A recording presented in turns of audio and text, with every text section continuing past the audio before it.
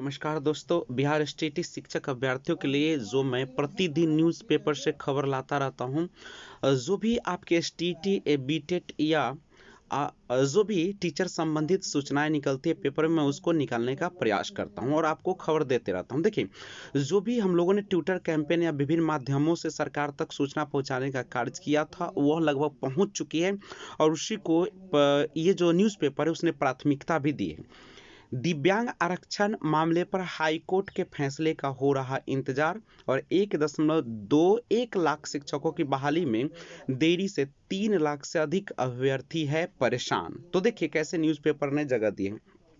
प्रारंभिक से high school तक में 1.21 लाख शिक्षक बहाली में देरी से 3 लाख से अधिक अभ्यर्थी परेशान है। शिक्षक अभ्यर्थियों का दर्द सोशल मीडिया में टॉप ट्रेंड पर चल रहा है।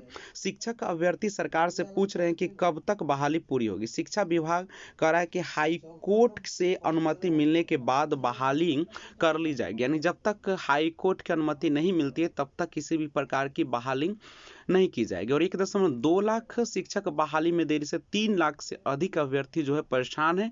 लेकिन जो ट्विटर कैंपेन हम लोग समय समय पर चला रहे हैं उससे जो है से सबको सूचना मिल रही है और जिससे सरकार भी जागने का प्रयास अब करेगी। पिछले माह के प्रथम सप्ताह में हाईकोर्ट शिक्षक बहाली पर लगी रोक मामले पर सुनवाई होनी थी, लेकिन अभी तक तिथि नहीं मिल सकी। दिव्यांग आरक्षण मामले पर 90,762 प्रारंभिक और 30,020 हाई स्कूल शिक्षकों की बहाली का लगभग 2 साल से मामला अटका है और शिक्षा विभाग को उम्मीद है कि हाई कोर्ट में फाइनल सुनवाई होने के बाद बहाली प्रक्रिया पर लगी रोक हट जाएगी।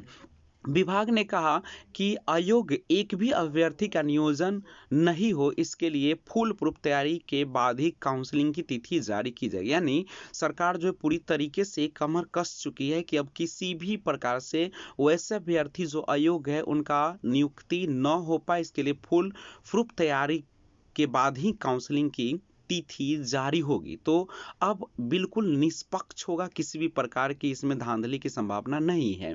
आगे लिखे हैं कि 90,762 प्रारंभिक शिक्षक बहाली के लिए फाइनल मेधा सूची लगभग तैयार है और हाई कोर्ट से बहाली पर रोक हटने के बाद काउंसलिंग के लिए कैंप लगाकर सफल अभ्यर्थियों को नियोजन पत्र दिया जाएगा। संभव है कि एक ही दिन सभी नियोजन इकाइयों के लिए काउंसलिंग की तिथि तय की जाए ताकि 2-3 नियोजन इकाइयों में एक ही अभ्यर्थी का चयन नहीं हो सके। और प्रारंभिक स्कूलों के लिए लगभग 3 लाख शिक्षक अभ्यर्थियों को काउंसलिंग तिथि जारी होने का इंतजार है। प्रारंभिक शिक्षक बहाली की प्रक्रिया जुलाई 2019 से चल रही है, जबकि हाई स्कूल में जो बहाली प्रक्रिया है वो अभी अब जारी है। तो अब आप सभी को पता है कि जो काउंसलिंग अगर कैंप लगा के लिया जाता है तो अभ्यर्थियों को नियोजन पत्र में आसानी होगी। एक ही अभ्यर्थी को कई जगह नियोजन नहीं होगा, जिससे सबकी बहाली बिल्कुल स्पष्ट रूप से हो जाएगी। प्रारंभिक शिक्षक बहाली की प्रक्रिया जुलाई 2019 से चल रही है, जबकि हाई स्कूल में बहाली की प्रक्रिया 2018 के अंत से ही चल रही है।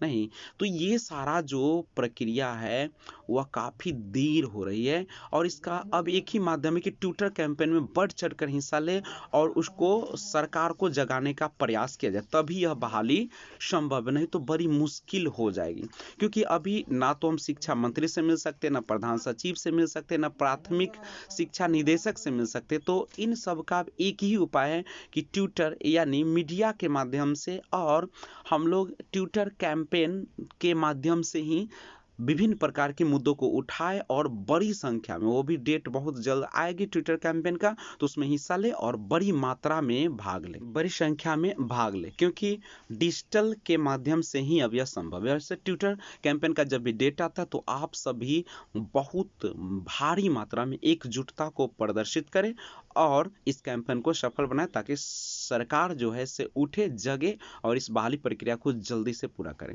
अब एक देखिएगा रिपोर्ट, 90,762 प्रारंभिक स्कूलों में और हाई स्कूल में 30,000 शिक्षकों की बहाली प्रक्रिया रुकी, यानी अभी तक कोई बहाली की प्रक्रिया जो है लंबे समय से नहीं हो पा रही है और जिससे सभी जो है से परेशान हो चुके हैं। तो अब एक ही सवाल आता है कि अब क्या करें। तो ट्विटर कैंपेन को सफल बनाएं और विभिन्न प्रकार से एकजुटता का परिचय परिचय दे और सभी को एक साथ लेकर और सकारात्मक विचार को बनाए हुए आगे प्रक्रिया बढ़ेगी, तभी यह बाहरी संभव है, नहीं तो यह काफ़ी दूर चली जाएगी। तो हम लोगों का अब कर्तव्य है कि ट्विटर कैंपेन के माध्यम से ही सरकार को जगाने का काम करें, वो भी बहुत लोगों के समूह में करें, एक दिन एक साथ एक समय ट्विटर कैंपेन जब भी हो तो पूरा